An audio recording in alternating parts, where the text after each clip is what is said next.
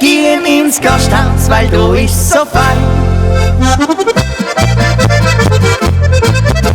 Der Peppi und der Maxel buckeln beide auf dem Bau. Ja, der Peppi und der Maxel, die stehen jeden Tag früh auf, weil man im Leben sich halt einfach nicht viel leisten kann, wenn die Arbeitstage nicht 12 bis 13 Stunden haben. Doch die zwei, die wissen dies ja beide ganz genau, dass man im Leben nicht nur buckelt und schintet auf dem Bau. Da sagt der Peppi zum Maxel, okay, hab für auf Nacht eine geniale Idee. Wir gehen ins Gasthaus, da ist so fein.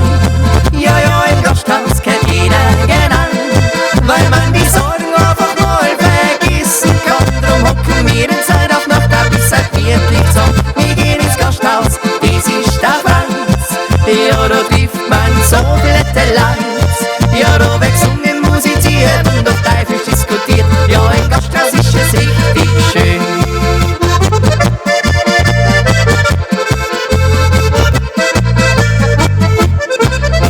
Am nächsten Tag sind Max und Peppi beide furchtbar blau.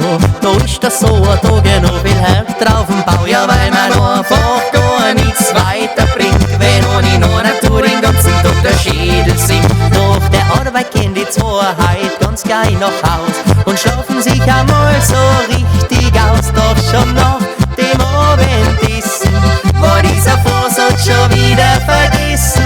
Wir gehen ins Gasthaus, da ist so fein.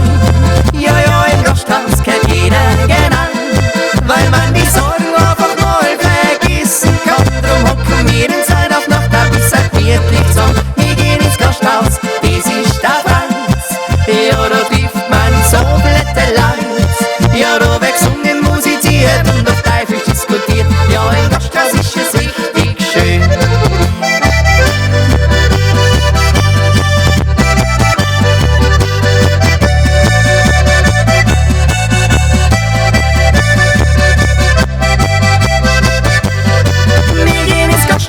Das ist der Franz. Ja, da trifft man so nette Leute. Ja, da wird gesungen, musiziert und auf Teufel diskutiert. Ja, im Gasthaus ist es richtig schön.